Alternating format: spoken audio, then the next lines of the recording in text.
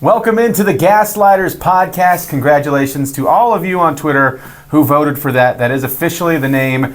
This is Raymar's #1 rated men's basketball podcast. And hey, could have done it without you, Clint Scott, Rob Breaux. Last week we had our highest viewed episode of all time. Welcome into episode number 2. Thank you for joining us. We are excited to talk about some Red Raider men's basketball. And you have played 3 games, Rob. What are your just overall thoughts right now with where the season is, what you've seen on the court, the roster? Very excited. You've played 3 games. Very excited for JT Toppin, who is just, I mean, he's not going to average what he's averaging right now for a full season. But if he does, Player of the Year, Big 12 Player of the Year, National Player of the Year. I mean, he's in the mix for a lot of things. Now, again, I don't think he will be on that pace. I think Darrion Williams is having a great second season so far. I think he actually is on a pretty good pace and think he can replicate a lot of what he's doing in Big 12 play. And then I was very excited to see in this last game Christian Anderson and Elijah Hawkins both looked great. Hawkins only played 13 minutes, had 5 or 6 assists. And then you had the young guy, Christian Anderson, also looking good, scoring at 3 levels. Very excited. And you just murdered Wyoming. Murdered them. Yeah, and I don't think, I mean, it's not a great opponent by any means, but still 96-49 is going to be impressive against anybody that you play. And I thought, you know, just to echo with what you said, first of all, Toppin's numbers right now, outstanding. It's like as promised, he has delivered. He's sitting at 22-7 a game for points. And, I mean, he's hanging around already, averaging a double-double right at 9 rebounds a game. I think the rebound numbers can stay at that pace, and I don't think that the points will drop off that much, even though eventually you'll get into much tougher play. You're about to do that in some capacity here next week. Of course, you will see Arkansas Pine Bluff next, and then after that, you'll start with St. Joe's, and then either see Syracuse or Texas. And right now, if you're estimating, if you're looking at it, it's probably going to be Texas. Syracuse has not been off to that hot of a start, although the one good opponent that Texas has played this year, Ohio State, they lost to. But Syracuse seems a little bit behind from that. But either way, Texas. See, I get it. Just for, you know. I still have the Syracuse basketball logo connection. Sure. I would love to see you play Syracuse. I'm not going to be upset either way. I think either one would be hopefully a net quad 1 game. Hopefully. Yeah. If they can, either one, whoever you see, at least holds up their end of the business. Yeah. So JT Toppin comes in and I think has surprised some, not with his ability to score the ball, but how he scores it. Because how do we see these guys whenever they're transferring in? We only see like their mixtapes. We see their highlights. We see the dunks. Yeah. We see the flashy stuff. But he's got so much lunch pail to him. That's what's been really impressive to me. And the back to the basket stuff. I mean, the baby hooks up and under. We saw that against Wyoming. He's showing you different stuff that I don't think a lot of us knew was in his bag. Yeah, Jarrett Culver had the turnaround jumper. Bryson Williams had his move, the kind of the spinneroonie off the glass kind of thing. He kind of had the 5-time. But this left-handed skyhook that Toppin has, I mean, it's on par with those 2 shots of kind of iconic Texas Tech lore. Very excited for that in Big 12 play. I would like to see how it works against some of the big men in the conference. But you're going to go up against much stiffer tests. Yeah. But now, I mean, Wyoming had some 7-footers in there, and they couldn't handle it either. But you know, they also had some names on that roster. Yeah, some good names. Very good names. But I would like to see, obviously in Big 12 play, I'm excited to see And I'm excited to see, St. Joe's in Texas or Syracuse this next week. I think that'll be really good for Texas Tech. So you mentioned, obviously, this last time out, we get our first look at both Elijah Hawkins and Christian Anderson. And how about both of their first buckets being three-pointers? I think it was palpable either in the building or watching it on TV or listening on the radio, which you can hear every game on Double T 97.3. When Christian Anderson just stepped up, confidence, drills that three, you could just feel the collective Red Raider universe go like, oh my. How many minutes a game is he going to get? Man, that's a good question. You're going to have to balance out this roster, but it seems like the thought process was going to be, hey, Elijah Hawkins, now that he's in, he's going to get a few more minutes under his belt. He's going to shake a little bit of the rust off, and then there's your starting point guard. To me, I thought it was going to be, hey, well, Christian Anderson's going to be the first point guard, if you will, off the bench. But he can do so much more, and I feel like it's going to be hard. And this is a dream scenario, too. It's going to be hard to not give him minutes, but you've got so many mouths to feed, and this is where the depth conversation is a good thing, but it's not a problem, but it is something that you have to figure out. Yeah, and it's going to be interesting to see how the starting rotation, the starting lineup looks in the next few games, too, because if Hawkins does come in and start, who leaves the lineup? And then who's the sixth man, seventh man, eighth man off the bench? I think there are some really intriguing questions here as you kind of dial in some rotations and lineups. So obviously a lot of positives that we saw from this last time out with the win over Wyoming. One thing that I thought, speaking of those two guys,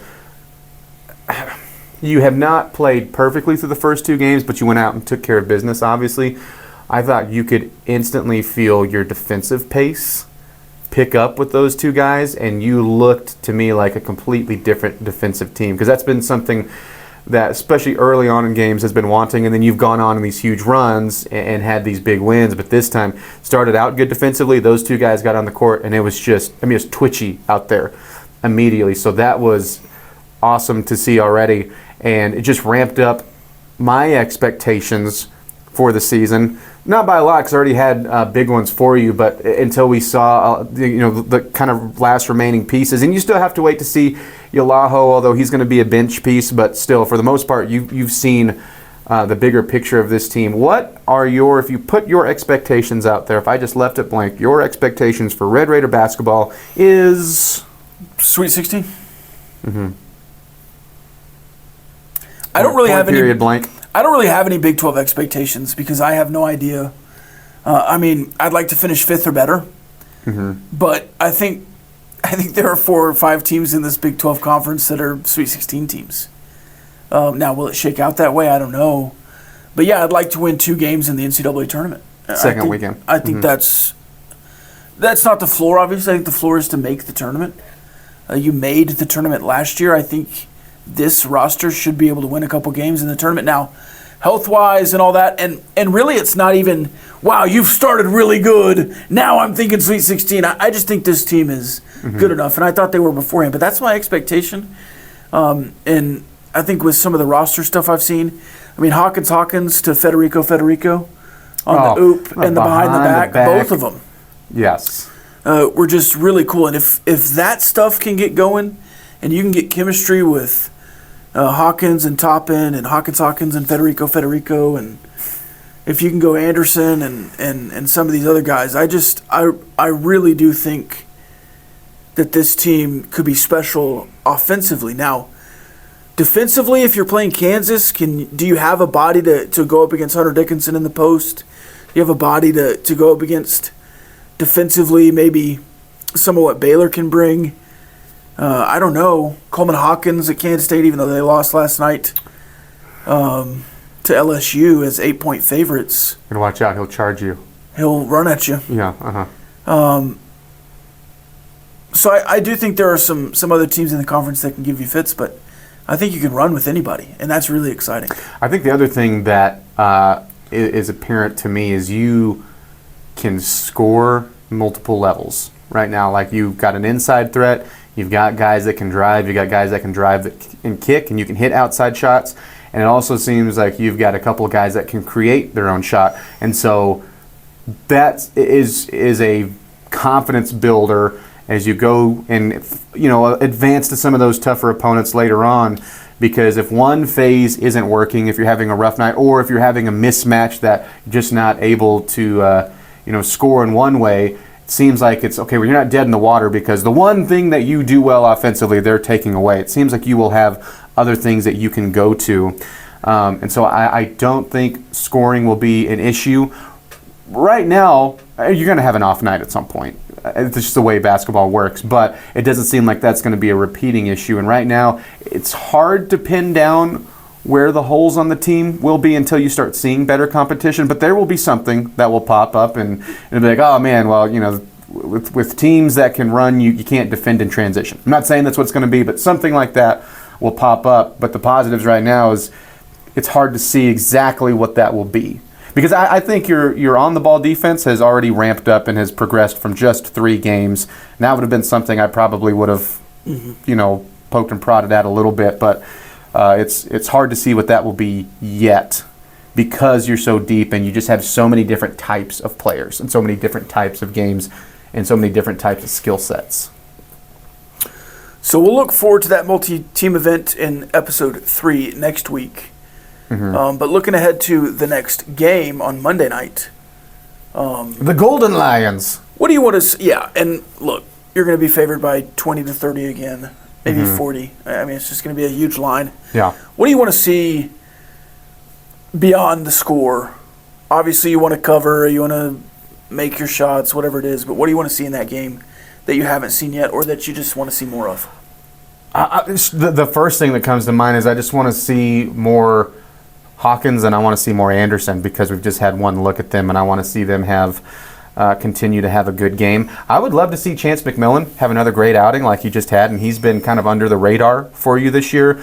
But something else that is on my list would be just, Darrion Williams has been great for you so far. Leading the team in assists, already has 22. He's playing within himself. I don't want to see him force anything. But I think he would tell you, too, he hasn't scored it as consistently as he wants to. So that's something I would like to see. And I'm not worried about it by any means, but it just would be nice to see Williams have another really good scoring outing like he did in the first game in the first half when he was on fire. That would be something I would like to see. What about you? Yeah, I just want to see more of Hawkins and Anderson. Should we call him Mr. Anderson? When you said Anderson, Mr. Anderson. That's what it sounded like when you said it earlier. So yeah, I just want to see consistent basketball. I would like to see more of the oops, the flash. By the way, Federico, perfect from the field still, 8 of 8. When you're throwing it down, it's hard not to be, but yeah. But I don't think there's any glaring issue that I see that needs to be fixed. In a game like that, I mean, I'd like to see 100 points. I'd like to see some crazy stuff. But as far as like the specific gameplay goes, I'd like to see Crow and Walton hit a few more shots. I would like to see Walton, Overton, and McMillan get to the basket more. I understand they're catch and shoot guys if that's the role of their offense, especially Walton, and maybe Overton to some degree. But if you're a catch and shoot guy and everyone is being guarded and you're kind of doing a 4-and-1 or out offense and you're at 4 corners or whatever, and there's a lane, you also have to be able to put it on the hardwood and get to the basket. So I'd like to see that maybe a little bit more. I think I'd like to add in just for Kevin Overton to find a little more consistency with his outside shot too right now. And it's kind of, it goes into what you're saying. If he's going to be the catch and shoot in that situation, now when he's gotten to the rim, it's been really good. And again, this is all nitpicky stuff right now at this phase of the season. But I would like to see that too, him knock down the out, and I think he can. Yeah. And we've seen it. Drake saw it last year. But just early on, if you're looking for things, those are the type of things that I want to see pinned down at this point. So if we're going to start giving away nicknames, I think Darrion Williams has D5. I think that's probably his nickname, right? Yeah. And then Coach McCaslin calls Kevin Overton KO. Mm-hmm. But I think we're just well, gonna that's wrestling Kevin puns. O'Banner. But I think Fight Kevin Overton, fight. No. I think Overton, the hotel. Mm-hmm. I mean, we're not calling him Conference Center, but you can call him After Party or something. Yeah, there you go. Complimentary. So, the hotel after party. What are you doing after the party? You've got Over the Toppin, you know. I'm sure he would love that. Yeah. Sure. By the way, congratulations to Devin Cambridge on his 1,000th career point. That was awesome to see as well. And speaking of other things I want to see, just to go back to that, Cambridge just continuing to get better and better as he comes back from injury and having time off. That's something else I want to see, and it's more of just natural progression of what we expect to see. Yeah. I see you have Eddie Lampkin Jr. written down. Does he play at Syracuse now? Okay, so I've got, it's funny, I know you guys, we'll do that next we'll get into this a little bit, but there are some names you can expect to see. I was just looking more at Syracuse, I was looking more at Texas, and one, I had forgotten that familiar face Eddie Lampkin Jr. Is at Syracuse. I also forgot that for Texas, Arthur Kaluma is a Longhorn. Oh! So, yeah, just my little notes. Former Creighton star, former Kansas State star, Arthur Kaluma. Star for star at Creighton, yes. Star at Kansas State, wouldn't go that far. But salty player for sure. Yeah. So, interesting. Well, that's going to do it for the second episode here of the Gaslighters, Twitter voted. We do appreciate you tuning in. We'll be here every single week. Make sure to check out all of Raymar's podcasts that we're putting up. You can find them anywhere you find your favorite podcasts. Make sure to listen to all of our weekly shows on Double T 97.3 and 100.7 The Score. Basketball, give me the rock because I'm gonna dunk it. See you next week.